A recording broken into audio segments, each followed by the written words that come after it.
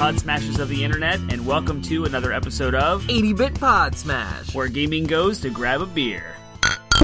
We have two tinks because we have a very special guest tonight. In addition to, we are your hosts, Penguin and Termite. Yes, and as Termite was saying, we have a special guest today. He is a friend of ours, but he is also, we just found out, old YouTube money. And he used to have a YouTube channel, but now he is just a good friend of ours, and he's our MOBA expert. And so since today we're talking about MOBAs, we figured, as our deep dive, we'd have him on to lend us his expertise. So, yeah, do you want to do the honors? Yes. Hello, Mr. Coopetition himself. Introduce yourself, please. Hey, I'm Coopatition, and yeah, we call him Matt. So there's gonna be times you're gonna hear us say Matt. Yeah, my full gamer tag is CoopatitionMatt, and so we'll probably just call him Matt. But we know him through our church, and he's a good friend of ours. So yeah, he plays lots of games, and we play lots of games that we don't. Yes. Well, but he also plays games that we do, and yes. so we play games with him, yes. And so it's very enjoyable. So we wanted to have him on just to, give us some of that MOBA expertise. In case you didn't know, 80-bit Podsmash is a weekly video game podcast centered around the things that we love. We smash the ideas of video games with culture, pop culture, art, politics, sometimes some science-y arguments, whatever we decide, the things that we want to talk about and kind of talk about video game presence in our society. Right. So, Matt, why don't you kind of give our listeners an idea as to who you are and mostly just let them get familiar with what your voice sounds like? Yeah, so like they said, my name is CoopatitionMatt. I've been friends with him for quite a while, many years now. Lots of different video games is really, I think, what drew a lot of our friendships, I guess, together, is just playing different video games and finding a lot of similar interest in that. I'll never forget the first time I met you at a Super Bowl party. That's true. We were at a Super Bowl party. Squeezed right next to you on this tight little couch, and I said, "Hey, you play video games? I did, yes. We're gonna be best friends." Yeah, he was literally sitting next to his wife on the other side of me, and then I mentioned that at the time I think I was studying to be a game designer, programming video games, and you got up, moved, and wedged yourself in between your wife and myself, and it was very interesting. So Matt, what kind of games do you play? What kind of things do you like to do in your spare time? Mm-hmm. And what do you do for work? Why don't you go ahead and tell us? Yeah, so I'll start with the more boring stuff. So I work at a supervisor at an insurance company. That's about all I'm going to say about that. That's about all you can legally say about that. Is that yeah. So don't ask, don't tell kind of mentality.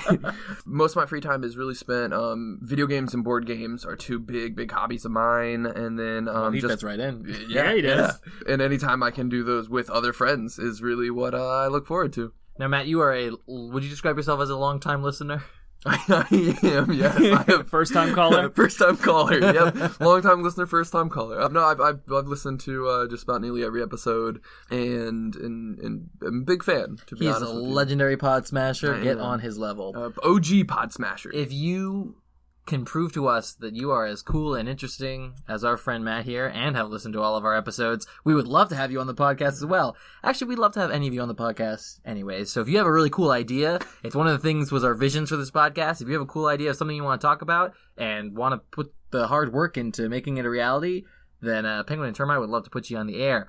That's a complete side note. Matt, why don't you tell one last kind of question, sort of let people get to know you. You were telling us about a YouTube channel that you used to run with about that YouTube money. So tell us about that old YouTube money. That's actually where my gamertag Coopatition came from. My best friend and I, down in North Carolina, shout out Jared, we did a YouTube channel back about 5 years ago, and it came from Coopatition because we'd play cooperative video games, but we'd play them more in a competitive manner. So we would play, for example, Resident Evil, and he would literally pick up everything, so I couldn't get anything, and I was running around as Leon with nothing but a knife, and he would just heal me periodically. So, but yes, we did a lot of different YouTube episodes. It was a lot of fun, and then I ended up moving to Virginia, so we stopped. Cool. Well, check it out and boost his views. Yeah. So that way... It still exists. Yeah. On YouTube, it's forever. Still exists. Yeah, you can go look him up. We actually did literally just look him up before we started recording. So check it out. It's actually pretty interesting. So you think you guys will get a kick out of it. So yeah, that's Matt in a nutshell then. Yeah. Cool. Anything else? Welcome, CoopatitionMatt. Thank you. It's good to be here. Yeah. Well, while we are talking with one of our favorite people... Doing this podcast is our favorite thing. Doing this podcast is our favorite thing. Favorite Things is our first real segment of our podcast That was we a do good every week. segue. Yeah, it's good. Yeah. It's good. Every week. Every week we do this segment where we just sort of catch up our listeners on the thing that we're digging this week, the thing we're interested in. Could be really anything. So we'll all three of us will tell you what our favorite thing is this week. So you guys got yours? Yep. I'm good to go. All right. Do you not? I do. My favorite thing is the NES Classics came back today. Yay! That kind of dates when we're recording this versus when it will launch. This would have been weeks ago for you guys listening today, but I did pick one up for my brother for his birthday. Yes, he knows. It's not a spoiler. And I was excited to see the hype again, the tweets, the posts on all of my favorite journalist websites. NES Classic back in stock. Everyone fight for it, and it's like this battle royale where everyone's just throwing in all the complaints about it. It's just like bringing back all the memories from when the first time it launched, like a year and a half ago, and then when the Super Nintendo Classic launched. There's just all this hype and all this cool stuff. You guys heard all about it on the podcast. Yeah, we talked about it constantly. I love the retro gaming episodes. aspect of it all. I love that it's coming back out, and like these games are going to get talked about. And so I'm just excited. That's my favorite thing. I've been told, though, that Nintendo's philosophy has changed on this, though, and their manufacturing has been ramped up in such a way that like anyone who wants one will be able to get one. Yeah, like, the fact that this is coming out again is completely unprecedented and indicative of that exact fact. Yeah, It's so like they they're don't listening. Don't rush out there and try to get. There'll be more. There'll be more. Exactly. Like don't even more so. Don't buy them scalped. Like, Nope. don't get scalped copies. No third party. Yeah, just get it straight up. It's $60. You'll find it for that. Cool. Controllers are $10. Don't pay a dime more. Cool. Matt, what's your favorite thing this week? So recently I got a new board game, which I know both of you are very excited about, is Gloomhaven. Yeah. It's right now top of the charts on BGG. If you don't know, it's Board Game Geek. But my nephew has been at my house for the past week, kind of staying with me, which has been a lot of fun. And we broke it out and played a couple campaigns, which has been awesome. So that was fun, just kind of hanging out with him for the week and playing board games. And just kind of getting to hang out with him, because he lives in North Carolina, so I don't get to see him a lot. So that was a lot of fun. Cool. My favorite thing this week is, so today was my wife's birthday. We are only 6 days apart, so you have heard a couple of times about my birthday so far. But, so today we went to brunch, since I worked a later shift. So we went to brunch, and we went to one of my favorite local breakfast lunch places, which is Mason-Dixon Cafe. Yes! So good. So good. So if you are a Fredericksburg local and haven't been to Mason-Dixon Cafe yet, you need to. It's awesome. What'd you get? We split the big breakfast bowl. So it's just it's so much food. It's everything. It's like fried chicken, bacon, sausage gravy, biscuits, eggs, like the potatoes. What are they called? Hash browns? They're not hash browns, though. The cube they're like potatoes house and the fries. skillet. Yeah. And it's just everything's slathered in sausage gravy. And then I got a side of sweet potato tots. Yeah, sweet potato tots are so good. So yeah, that's my favorite. That's my favorite restaurant. My favorite thing today. So nice. Yeah. All right, so that's favorite things. We'll move on to our next segment, which is DLC. Downloadable content, which is what DLC is short for, is a little mini discussion, a kind of thing that you wouldn't typically talk about in relation to video games, except with maybe your like weird friends when you're a couple beers in, which is what this is. So, yeah, the DLC for the day is going to be related to our topic of MOBAs. So be thinking about that. But since we have a guest, we like to put them on the spot. So Matt, you were going to design a MOBA for us. Okay. Big surprise there. Okay. But we want you to pick an intellectual property that doesn't currently have a MOBA. Okay. It could be from another video game. It could be from TV. It could be from a book series. It could be any intellectual property that exists. We want you to design a MOBA. We want you to tell us. You to tell us what's its name. What's the name of the game? Mm-hmm. What characters? Just a handful of characters would be available to play. And yeah, what innovations or twists based on the intellectual property would you bring to the genre as a result of making a MOBA out of it? Okay. So we can repeat those questions if you want. No, I think I got most of them. I feel like I'm going to cheat a little bit here. Okay. So don't cheat. It's not full cheating because this does not have a MOBA. I'm going to pick Super Smash Brothers. Okay. And I'm going to pick Super Smash cheating. Brothers because of, well, it kind of is. It already has such a diverse cast of characters that are all already different. So there's not too much of trying to think because I feel like a lot of general, just kind of typical franchises don't have as much of a diverse classification. So I'm going to pick Smash. Okay. I would pick just the normal cast from any Smash. So obviously you got Mario, Bowser, Link, Zelda, the standards. And then what else did you want to know? I just want to know what would the title of the game be? Oh man. Without something as simple as Super Smash Brothers MOBA? That's cheating. That's cheating. Oh jeez. I don't know. I can help you. I've got an Yeah, idea. what do you think? I was thinking like Super Smash Arena. Or That something would work. Like that. Yeah. That would work. Defense of the Smash Bros. Ancients. I will also say League of Smash Legends. In my mind, I would also picture it more of a true MOBA in the sense of 5v5 in a lane, Lanes again. as opposed to just a straight up arena kind of what fight. What would the NPC minions look like? What would they be? I feel like for one team, they would be Goombas. And then as every once in a while in a lot of MOBAs, and I'll probably talk you about could use this. like moblins from Zelda. Yeah, I was gonna say like you little can minions from various games. It'd be so good. Typically, there are obviously two different colors represent two different sides. So one side can have Goombas and has a big minion like a Dry Bones, and then the other side could have the moblins or something like that. That would actually be really funny. That'd be great. All right, the last kind of thing I wanted you to flesh out for me for this game is what like unique twists that would be perfect for Smash Bros. Fans would be great for this particular MOBA.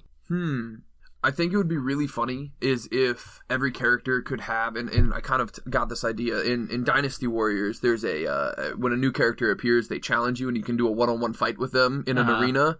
I think that would be really interesting if everything would pause and you can challenge somebody and do a one-on-one fight with them Smash awesome. style. And it's just Smash Bros. And it's like, Smash Bros. Yeah, exactly.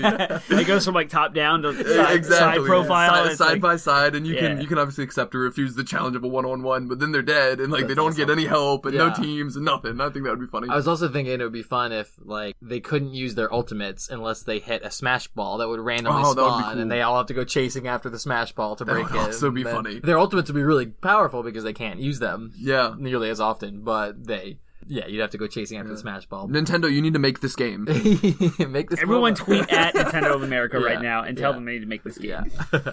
All right, great. So that sounds good. We'll have Nintendo do Super Smash Arena. Let's do it. Yeah. I'll play it. All right. So that is DLC for the week. Yay! Great. So we can transition into our main topic. So we are doing, as we said, a deep dive on the genre of MOBAs. So like all of our deep dives, we'll kind of go through what is a MOBA, its history, its defining characteristics. We'll talk about innovations to the genre that we think have been revolutionary. We'll talk about the pros and cons of the genre. And of course, we will finish off by talking about whether or not we think that the genre is relevant and what we'd like to see coming out of the genre in the future. Cool. If you're still asking yourself what in the world is a MOBA, because these guys haven't defined this acronym yet, it is a multiplayer online battle arena. And its defining characteristics are usually two opposing teams. It's like a PvP, team versus team type deal, where the goal is to destroy the enemy base. Sometimes that's like a single thing within a base that's defended by a bunch of stuff, or sometimes it's level the whole base. Each player controls a hero that levels up, so you only control one unit in a battlefield full of all kinds of things. Kill NPCs to kind of get experience. You can collect treasure in the environment. You can fight other heroes on the battle, which is kind of the PvP aspect of it. Maps consist of lanes. And you can have any sort of like landscape around those lanes, but you're going to have the spawned NPC kind of like minions that are easily killed going down each lane. And so those minions will do damage to the enemy base if you don't touch them. So you kind of have to keep up with what you're doing you got to manage that. They share origins with the real-time strategy or RTS genre. That's kind of where they came out of, at least in the current form with their popularity. So RTSs are centered around like building an army, having army management like StarCraft, where like that is what's cool about MOBAs is they came out of the map editors of those things. So you have like Warcraft 3 or StarCraft, and like you can go in and make your own games and you set all the rules and program these things to make what we know of as today as a MOBA. Right. Yeah. So they do share characteristics with RTS games, but they also play more like RPGs. Is what I was seeing people talk about. We'll go into talking about RTS genres more, but whereas RTS kind of focuses on the micromanagement of building your base and building up your units, the MOBA kind of takes care of all of that for you, and you get to focus on just your hero, the one unit. Yeah, it's a preset base already. So those are kind of what we looked at were the defining characteristics. I pulled a lot of it from Wikipedia, and just there was a lot more characteristics, but I kind of boiled them down to the basic elements. But Matt, I know in our discussions before recording this episode, you and I kind of had different opinions as to what could classify as a MOBA. So I kind of also like to hear you kind of describe what, in your words, is a MOBA. Yeah, so I would say it's exactly what both of you guys described. I would also say it's a little looser in some categories. I would say that it's really anything that you would control one specific character and is literally some form of a battle arena. Now, obviously that's very loose. Smash and other fighting games could be considered that, but I would say that it's more than just a fighting game. I would say it is literally that. You're in a battle arena, typically top down. There are some first person that I would classify as, but I don't necessarily think there has to be a laning portion to it to be classified as a MOBA, but those are probably the most well known. It's kind of where like fighting games, real-time strategy games, and RPGs meet. Yeah. Is what you're kind of describing there. Okay, yeah. Kind of has characteristics of each. Cool. Yes. Cool. And I know like Battleborn is a MOBA, and that's a first-person shooter from the creators of Borderlands, right? Yes. Yeah, and I believe you said you so we'll kind of disagree on some points, but because of various experiences and the way people, I think we talked about this in one of our other episodes where we said defining versus describing. Yeah. And so, MOBA as a genre could describe a lot of things, but the way it's kind of defined, we'll talk about kind of those core MOBAs. So for example, though, Matt and I disagree as to whether or not Overwatch counts as a MOBA. So he says it does count as a MOBA. Yeah. I disagree. I think it's kind of a genre of its own that's kind of come out of the MOBA phase, but is different. So that's just a point of like, where we disagree on to how the term should be applied in description versus how the term should be applied in definition. So in definition, those kind of main characteristics of opposing teams, the player is controlling one single unit that is a hero that levels up and progresses. That would be the difference. Do you level up and progress in Overwatch? You don't, but... Well, then I would say that there are other MOBAs. For example, Battle Right is a game that I've been playing right now, which is absolutely a MOBA. It's a 2v2 or 3v3 battle arena, and I don't level up in Battle Right. But is there NPCs that you have to fight too? Nope. It's just 3v3? It's just 2v2 or 3v3. Because I think Overwatch, coming from Team Fortress 2, Counter-Strike, Quake, Unreal Tournament, that's kind of its pedigree, and none of those are defined as MOBAs at all. I disagree with you. I would put all of those in MOBA, and I think that if you look up what MOBAs are, it will be there. Interesting. Yeah. Okay, so and that's just going to be a kind of point of disagreement. We are going to focus mainly on the driving MOBAs, the League of Legends, Heroes of the Storm, Dota. Yeah. Those ones that we can all agree are absolutely MOBAs and kind of define the genre. So though there is disagreement even amongst our panel here as to what could also be categorized as a MOBA, we're going to be focusing on those ones that we know for sure kind of define the genre. Yeah. So cool. All right, so speaking of those definitive MOBAs, let's talk a little bit about the history of MOBAs. Where do they come from? So in my research, I found the earliest precursors were kind of the MOBA category didn't exist, so it kind of comes out of the real-time strategy genre. The earliest game that really shared a lot of those characteristics of MOBAs that we talked about was called Herzog Zwei for the Sega Genesis back in 1989. So this genre goes back, in its at least proto stages, goes back as old as 1989, my birth year. I knew that it shared a lot of characteristics with MOBAs in the sense that you had like one character that you were controlling, and I think that it had lanes and units and stuff like that. On a Sega Genesis? On a Sega Genesis, yeah. I want to play this. I want to see how that works. I kind of want to as well. So then the kind of genre as we know it today really came out of StarCraft first. So StarCraft had a map editor, and there was a specific user whose name was Aeon64. Aeon was trying to recreate another MOBA precursor called Future Cop, LAPD.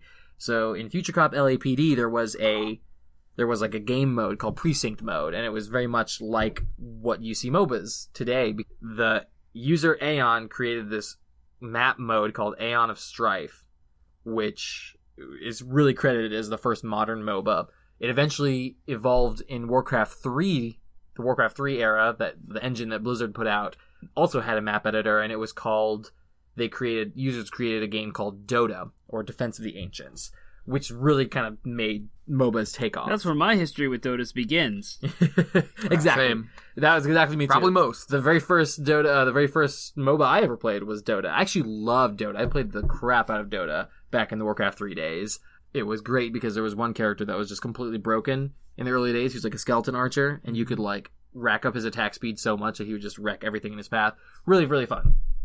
The first standalone commercial title that came after the sort of wave of popularity with Dota was a game called Demigod by a developer called Gas Powered Games. That was 2008. I didn't realize it was so late. I thought that MOBAs, standalone MOBAs would have come earlier than that, because Warcraft 3 was 2002? Yeah. So it took 6 years for the MOBA genre to really get its own Right. I didn't even hear about that genre until I was in college. Yeah. That was 08, Oh, 09, and like League of Legends, Heroes of New Earth. Yeah, I looked over. I kept hearing about League of Legends, but I never looked into it. And then I looked over because someone was like, "Oh, he's playing League of Legends right now." I looked over and I was like, "That's not League of Legends. That's Warcraft 3." So, yeah, League of Legends, again, was the next big one. Really kind of took the world by storm, really solidified the genre's foothold. And that was 2009, a year after Demigod. So, and it was Riot Games who developed them, and they were the ones who coined the term MOBA, Multiplayer Online Battle Arena. Which is kind of funny because I believe that a lot of the people who kind of started Riot Games actually came from the Warcraft 3 development. Once they kind of ended Warcraft 3 and went into World of Warcraft, a lot of those similar developers left and made Riot Games. Yeah, actually, I believe a very popular developer from World of Warcraft who went by the name of Ghostcrawler. I believe he made the jump to Riot Games and started developing for them. So taking a lot of his knowledge that he gained from game design in World of Warcraft into that. So yeah, that was actually that's a cool fact. So would you add anything else to the origins or history of MOBAs there? I just remember like League of Legends and Heroes of New Earth were free to play, and kind of like merging that whole free to play race to the bottom, charging like before mobile games became a thing. Oh. I remember hearing about these MOBAs that are coming out. I'm like, what are these? Let me try them out. And because they were free, I could just go in and jump around. And that was my very first distaste for free-to-play games originated. Yeah. So I was like, this is garbage. I don't want to have to pay anything. And I see the gameplay loop clearly pushing me towards buying things. And I was like, can't I just pay $15 and have all of it? Right. How do they typically monetize MOBAs? Not this, I know the answer, but I was sort of throwing it out there as a...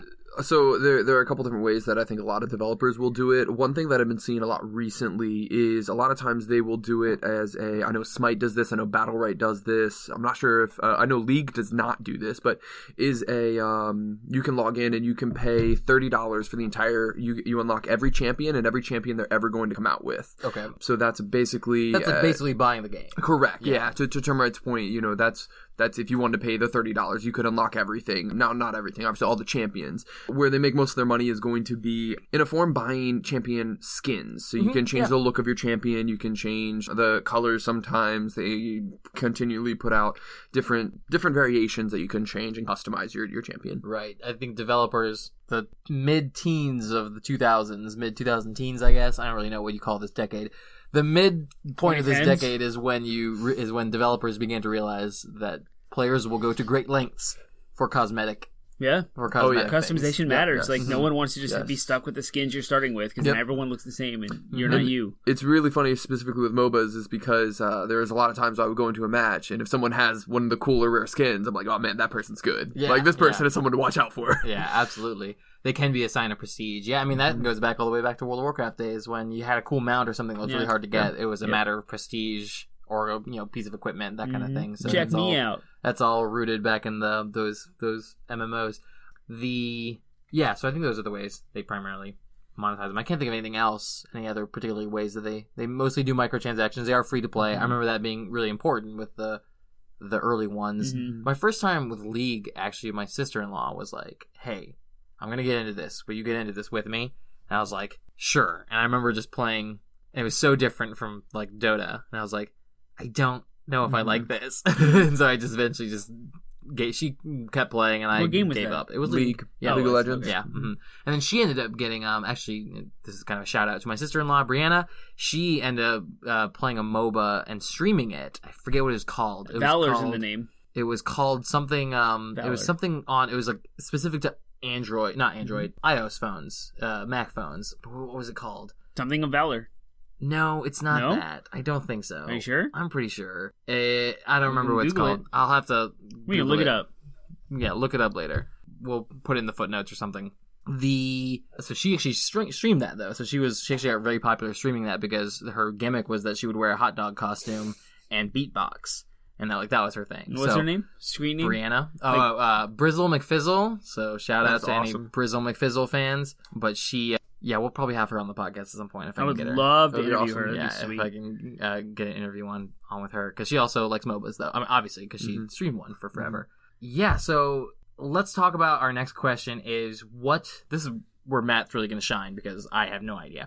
What would you say are the innovations that the genre has brought that have either been revolutionary? Vainglory. Vainglory. That's it. We found it right in the middle of your question. Vainglory. That's polite. Normally, that's something I would probably like edit around, but I'm going to leave it just to Yep. so that y'all can get the egg on the face. Yep. Reaction of Penguin there.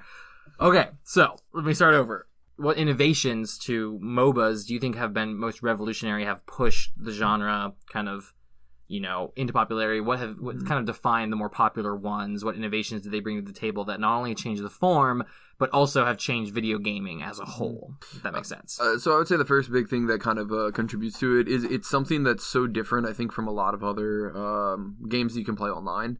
It's I feel like a lot of the competitive first online games are going to be first-person shooters or MMOs, things like that. But this brings just a whole different category that you can play competitively or even casually with your friends. I think that one thing that really is a staple to it is the length of time. So obviously, first-person shooters will be short maps, but typically you're talking 20-30 minutes per game.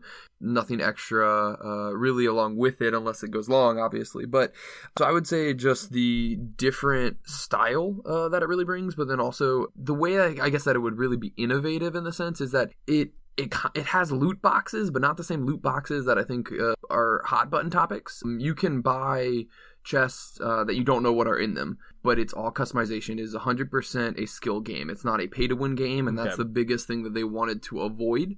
There is nothing in this game that you can buy that will make you stronger, which I thought was really, really interesting because if they do pay to win, they obviously can make a lot more money in general. The other big thing I think that they did, I don't know how much innovation this is, but they really put a huge nail in a competitive marketplace. When MOBAs came onto the scene, it exploded even more than it already was. They already had RTSs, they already had certain other genres and categories and first-person shooters, and this just added another staple. So I would say in general, as a gaming whole, they really contributed to a recent success in gaming as a culture. I would agree. Yeah.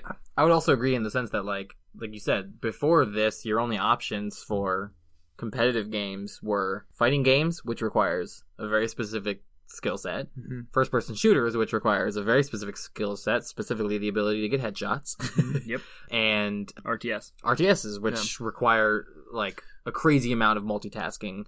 What MOBAs really brought to the table was it really was I would say the competitive RPGs. Like the ability, you have to work with a team. You have to understand things like tanking, healing, laning, jungling, like very specific roles, which you don't typically find in any of those other competitive games. The closest thing you'd get is fighting games where you have specific characters you have to know inside and out. But in this case, not only you have to, it shares a lot with RPGs because not only do you have to know your character's abilities and role, you have to also know all the other characters and roles and what they do and what counters what. So it really was kind of RPGs becoming competitive.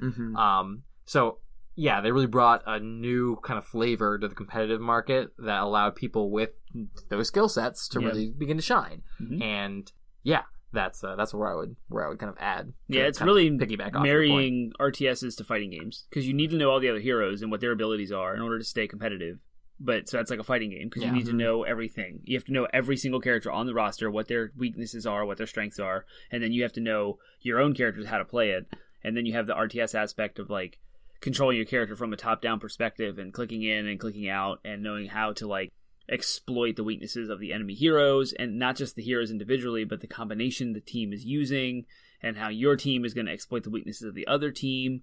Whereas fighting games are one-on-one, RTSs are usually one-on-one. I know there's some like team esports with 2v2 and 4v4. I don't follow that stuff as much. Yeah. So yeah, really like it's the team aspect driven RTS style gameplay with the fighting game aspect of knowing everything about the game.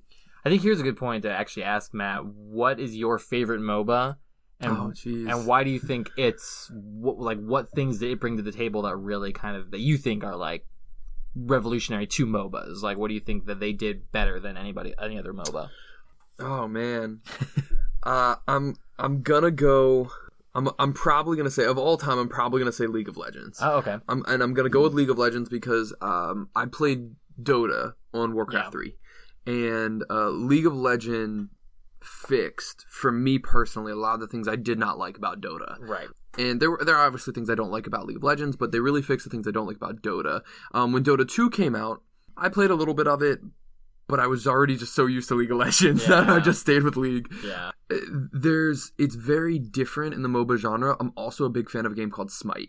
Smite is different for one big category, is that first off, I like it a little bit better because your champions are gods from different mythologies. You can pick Norse, Greek, Hindu. There are a lot of different mythologies and gods you can pick. It's not top-down. It's a third-person view. So if someone comes into your lane to gank you, to attack you, and they come in from behind, unless you're really good at watching your little mini-map that you have no idea they're there until they hit you because it's not top-down. Yep. They come in literally from behind you. So those are my two big ones right now, and that's probably why. Cool. Awesome. All right, now it's time to move into talking about I think we're going to end up in two camps here with pros and cons. Yes. Oh, yeah. What are the pros and what are the cons of the genre? Matt, why don't you start us off with the pros? What do you think is great about MOBAs? So the biggest thing, I made a couple different things. I kind of already mentioned it, is they really help put a lot of esports on. In general, from whether you play MOBAs or not, I think watching the pros play and some of the stuff they do is just impressive. I would say it's the same with any sport. Just some of the stuff they do baffles me in some regards. So that's, I would say, the first thing. The other big thing, I think I already mentioned a little bit as well, you can play it casually or you can play it competitively. Yeah. They have a ranked system where you can actually keep track of your wins and things like that, or a casual mode where it really doesn't matter. And the matches aren't really that long. 20, 30 minutes and you're done, and you can keep playing, you can stop, either way. It adds a new, I would say, strategy, which I personally like. It's a game that does involve thinking, as Termite and Penguin mentioned earlier. You have to know your champion, you have to know the enemy champion, but at the same time, you don't have to. If you aren't very good at the game, you can still win the game. Yeah. Like, you're not going to make or break it all the time. So even if you're not that great, you have teammates who can pick it up. So that's one thing I really like, which you don't see in first-person shooters. If you're not good at first-person shooters, your team might win, but you're going to do terribly. I'll also kind of say really just a vast diversity. There's very little in a lot of competitive games that I think that if you pick a different character, you are going to get as wide. For example, first-person shooters, they're short matches, which is similar, but if between each character, they're going to pretty much play the same, just one ability different. Whereas with RTSs, it's longer matches and you don't have as much diversity necessarily, and I would even say the same for MMOs, is that you're dedicating yourself to one character for a pretty long period of time. Yeah, I like a couple things I like about MOBAs, or at least like about the idea of MOBAs. I love the whole... I'm a sucker for anything that's like competitive, or not competitive, cooperative. So even though the game is competitive, even though essentially you are still competing against other players, you still are working with a team. And so that teamwork and that close-knit ability to work together as a team really appeals to me. I love that. Typically I like that in more of a PvE environment. But I think I'm a huge sucker for that idea of especially role-based teamwork, where it's like I'm the tank, I'm the one who, I want everyone to hit me because I've got the most hit points. Then you got a healer. The tank protects the healer heals the tank, and you got some damage dealer who's going around doing his thing, but still in a way that's coordinated. I'm a sucker for all of that. I love watching it. I love doing it. I love playing it. I also am attracted with most MOBAs, the idea of like, they're they're rooted in character. So what's exciting about new developments in MOBAs is always what character's coming out, which is something that they share with like games like Overwatch. They just announced a new hero in Overwatch, and he's a hamster in a mech, a ball mech, and he's called Wrecking Ball. So of course, like, bring on the Miley Cyrus jokes, like, it's gonna happen. So, like, it's always exciting, like, when a new champion comes out and you get to kind of learn them and everyone gets to get excited about them. I think that MOBAs really started that trend. If they didn't start it, they definitely pushed it forward, because with all fighting games before that, fighting games were like, they weren't games as a service. You got the whole game, you had all the fighters, you might unlock them as you go. And that's what fighting games are still today.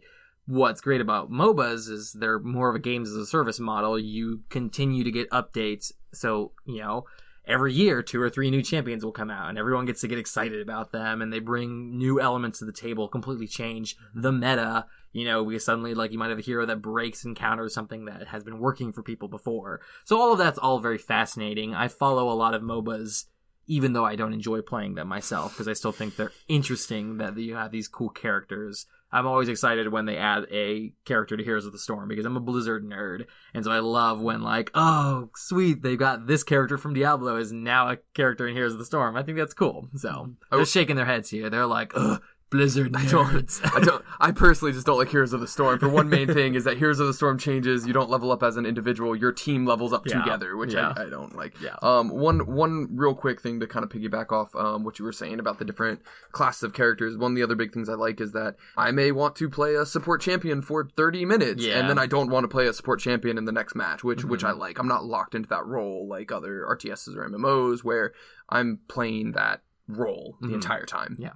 All right, let's move on and talk about the cons. Matt, let's give you a chance to be objective first. So and talk about what you think. What do you think are the cons? No, they're perfect. No, there are really 2 big cons that I'm gonna give it as a whole. Is first off, the developers don't have much of a control of this, but it is. From my experience, generally MOBAs have an extremely toxic community. Yes. If you are learning to play a MOBA, I would recommend turning your chat off if you can, because it is a really toxic community when you play poorly, and it's just unfortunate. And if you're new, that sucks. It is. Because, and that's, again, I'm sure Termite can agree, that was probably one of the biggest barriers to both of us getting involved in MOBAs, you just had some... I wouldn't want to play with players because I was still learning the game, and if I ever did, it was okay. The reasons that toxicity exists rely solely on the designers of the games, and that's why I don't like MOBAs. They are toxic because the games are long. They require a long investment. They require so much teamwork that if you're new, you can't invest those things. You might just be testing a game out and not want to invest 45 minutes into a round. And so with those things in place, from the design perspective, it leads and breeds the toxicity. You can attack it from both ends. You can design a better game, or you can attack the social community and try and encourage people to be less toxic. Right, but you have other games that have bad toxic communities that don't have those. That aren't because of the game design. But they're not as bad. Of the same game MOBAs are notably bad. Objectively, MOBAs have the most toxic gaming. Well, again, we talk about if you look at Overwatch's community, and you and I don't categorize Overwatch as a MOBA. We categorize it more as a first-person shooter in the same realm as Team Fortress 2. Right. It's got an extremely toxic community. Yeah, it's probably the second highest. It's really, And for the same reason. Games last 10 to 15, maybe 20 minutes long, and if you suck as a person, you're bringing the whole team down, and so they feel you suck as a person. As an individual, as a player. As a player. Yeah. You bring the whole team down, and so it just leads to, and it's kind of why I don't lean into those titles either. I like Team Fortress 2, and I like Overwatch, but I don't play them regularly. Well, the only other point that I would make to that is that on the opposite side as well, if you're saying that because of how long the game matches and things like that, the first thought that I had is if you go into a raid and you're not very good at the raid, it's not...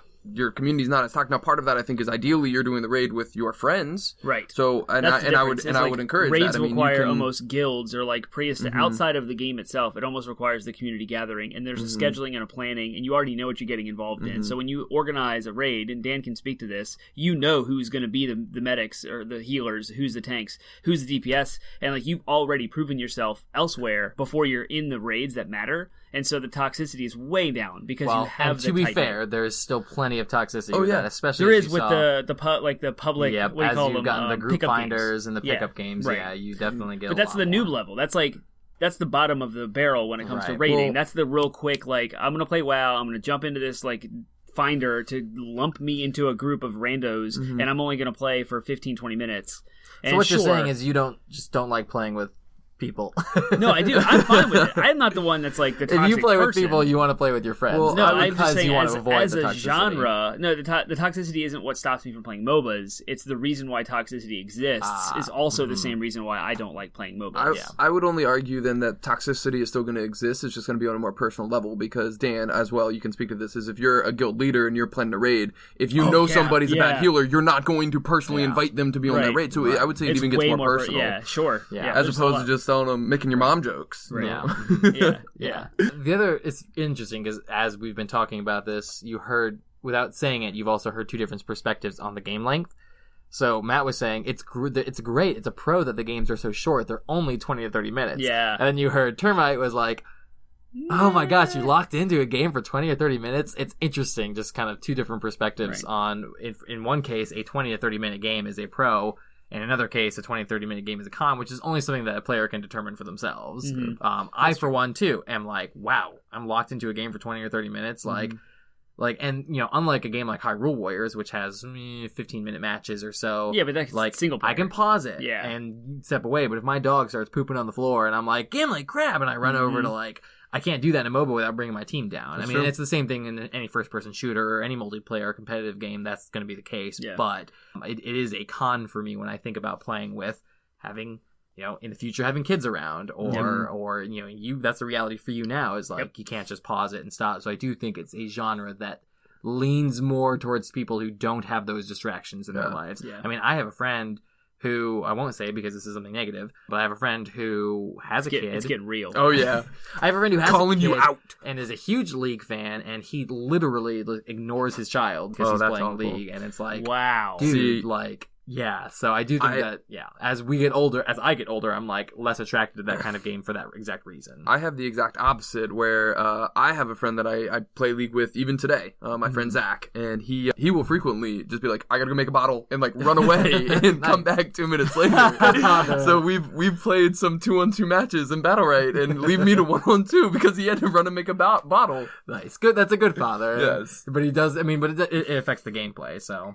And you guys know each other, so I assume there's no toxicity. No, I troll him, but no way. Yeah, there's no malice. There's no. He would still do, if we were in a 5v5 League match and we don't know other people, like he will 100% still run away. That's awesome. Yeah. That's awesome.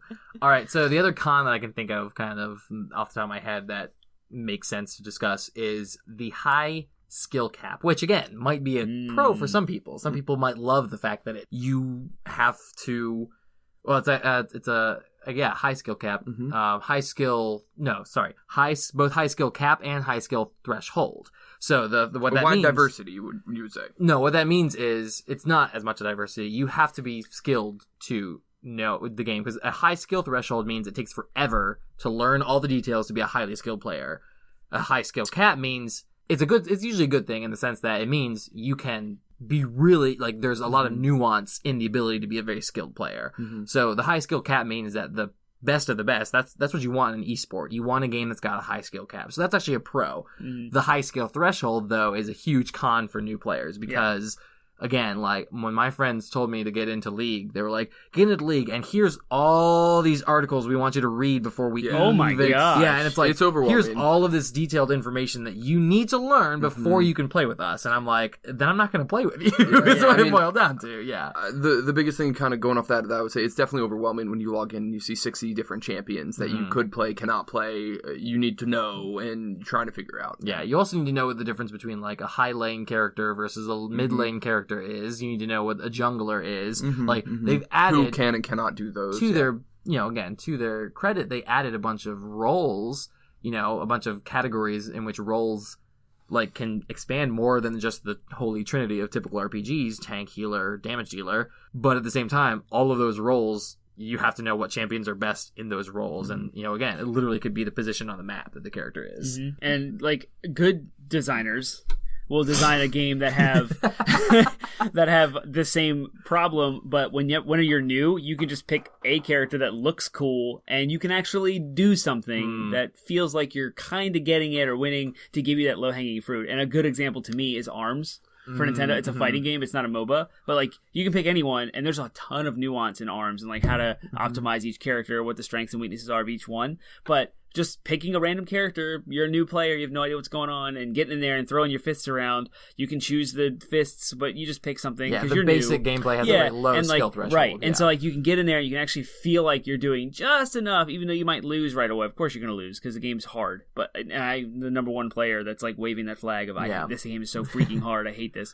That's what MOBAs lack. Like, and Smash is another game that I would describe as having a low skill threshold with a high skill cap. Like, you can get really good at Smash, but to enjoy the game, it doesn't take a lot of skill to actually enjoy the game. So, to get to that point where you enjoy the game. The closest MOBA that came to that for me was Heroes of the Storm.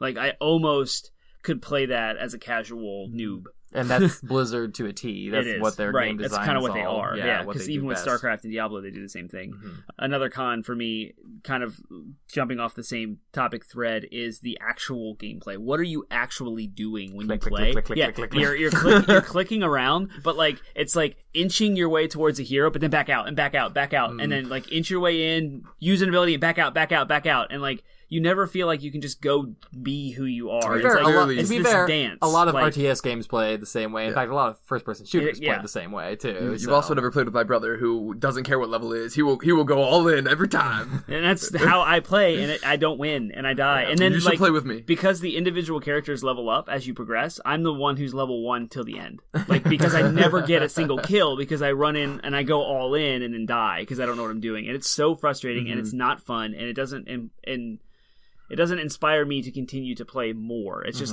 every game sucks. I don't want to play anymore. Mm-hmm. And I've never really had like a good MOBA experience. And I've played Heroes of Newerth, League of Legends, and Heroes of the Storm. So like I have kind of a breadth of games that I've played. And I played Dota as well. I played Dota in Warcraft 3 and loved it. But when Valve picked it up and made it themselves, I didn't like that one for the same reasons I just described. Cool. All right, let's move away from Termite complaining about MOBAs and move into our last question, which is, what do you guys think? Are MOBAs still relevant? Which is kind of redundant because I believe 2 episodes ago I just talked about how like all game genres are relevant. We did, didn't we? Yeah, so we might have to adjust this question. So, but yeah, I'll let it stand because that's how I wrote it. So, do you think the genre is still relevant? Do you think that it's still something that is important, overall beneficial for the game community as a whole? We'll start with that question. All right. I will start with the contrast of my negative opinion of MOBA and say, hey, MOBAs are new. Mm-hmm. They just started coming out in 2008. They're like 10 years old. It's a very new genre. They were not like created in the arcade game days of 50 years ago. Mm-hmm. Yeah, it's really one of the only new actual genre. I mean, we're in this sort of the popular battle royale, the popular game, the game that all the kids are playing. I think is really one of the indicative which you factors. could argue it's a MOBA. Sure, the battle royale, but it still relies heavily on either a third-person shooter format or a first-person shooter format. Whereas MOBAs are really, I mean, I guess you would argue that they're at their core they play like RTS games, so they're RTS games. Yeah. But I really do kind of consider them their own genre, and even though every game kind of comes out of something. So, yeah. New genres usually spin off of current existing ones. They don't just come out of the blue. Sure, exactly. So Battle really Royale is a subgenre of first-person shooters and now third-person shooters. Yeah, but I would be hard. I think you'd be hard-pressed to describe this because of the whole breadth of then you got a game like Smite that's third-person. Yep. And it's still a MOBA. And then Battleborn, which is first-person, still a MOBA. And Paragon. They play nothing like RTS games. So really, in that regard, MOBAs are a genre of their own. They are. So, yeah, absolutely. Are they still relevant? Absolutely relevant. And my main reasoning for that is because it's brand new and it's growing and flourishing. Yeah. And there's more, as you just described, all of the different types of genres that's melding together to create this kind of like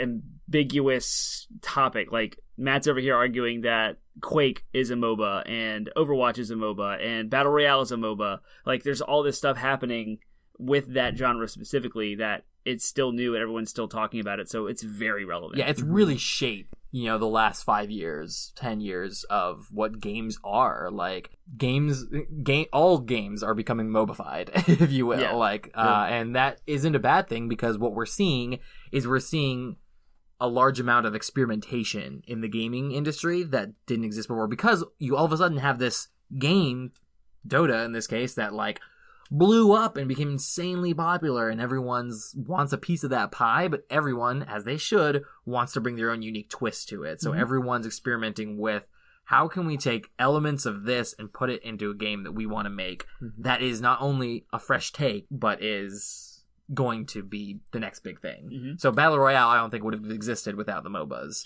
to kind of start it. So I would say the other big thing, again, how much they've actually done for the esports and just the gaming community in general is pivotal. I don't think that they would be where they are without them, or at least as big as they are without them. So I agree. I absolutely think they're relevant. I'm excited to see where they go.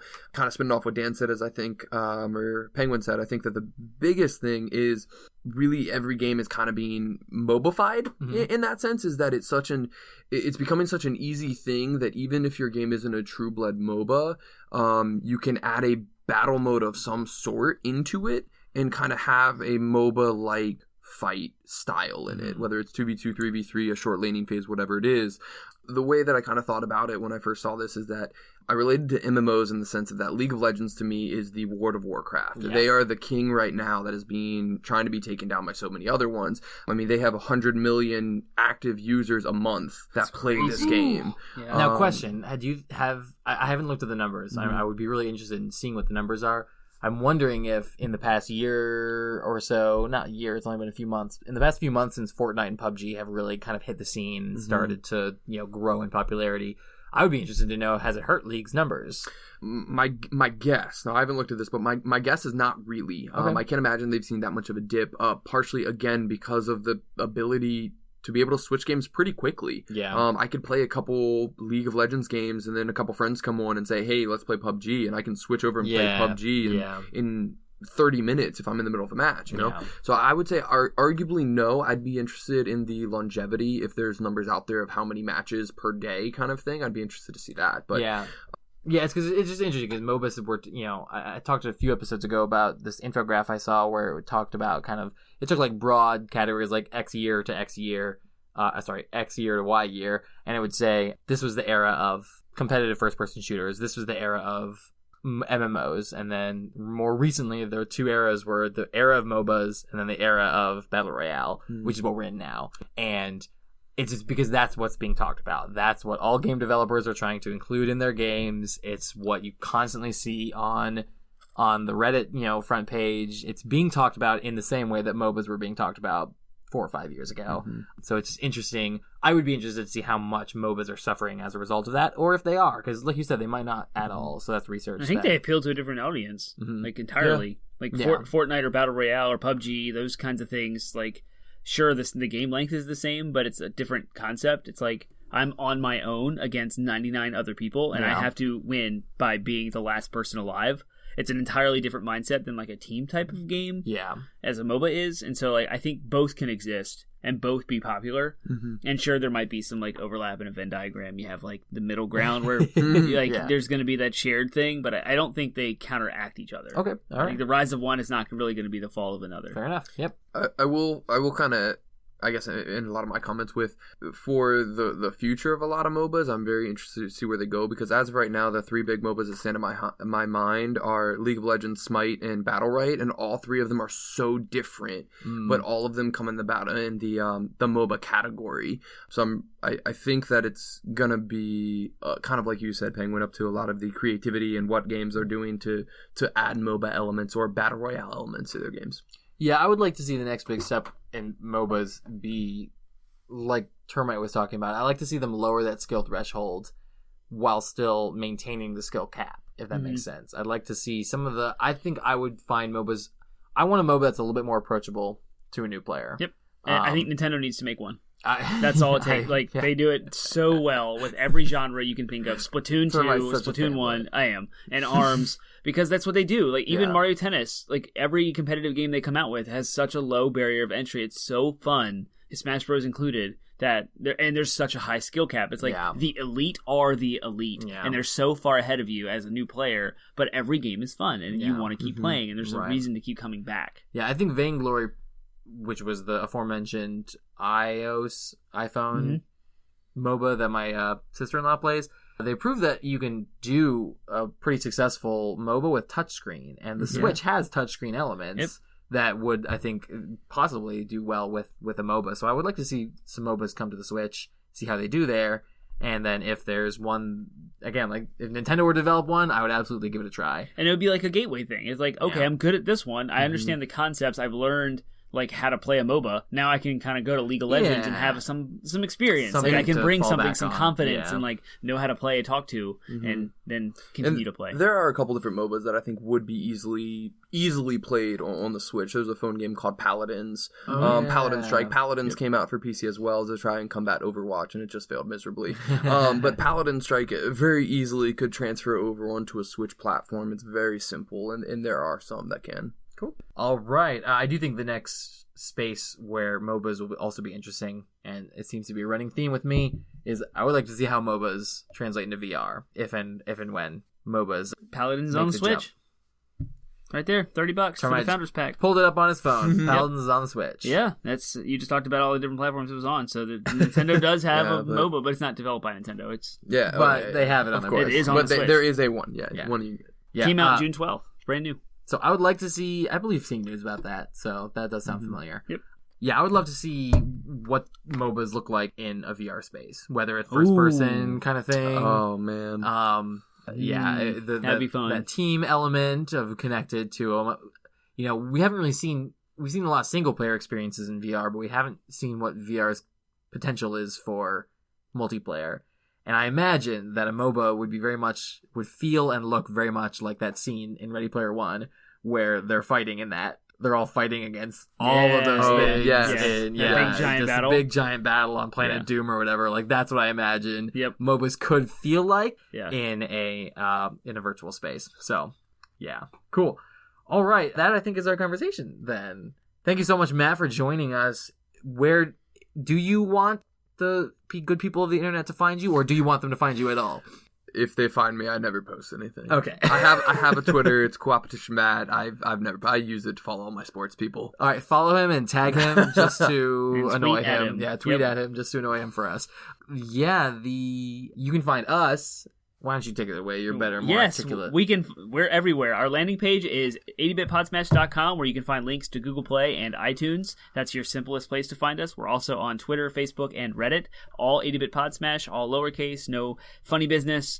Please like, share, and subscribe to all of our things. Sharing is the number one way to expose ourselves to the internet, and in not creepy way, to increase our viewership and listeners, as well as getting feedback on Reddit is where we post most of our discussion kind of forum place there. Right, we try. I know we've been slacking a little recently on posts on Reddit and Instagram posts and stuff like that. So we do try to engage. So you can help us by posting something or sharing something. We'd love to hear from you. If you found a really cool article and want to share it publicly with us, we'd love that, or privately with us and have a discussion. Like, we love to read, we love to learn, so... Yep. Yeah. If you like MOBAs and want to turn us into MOBA fans, I can't even talk, please tweet at us or post a Reddit forum with a link and some games and some tips and tricks, and maybe invite us to your game. let us play. That is where you can find me. CoopatitionMatt, League, Battlerite, Smite, whatever you want. Nice. At him, friend him, whatever. I don't know what those words are in MOBAs. So, alright, y'all. Well, thanks for listening. And as always, play on, Podsmashers. See you next week.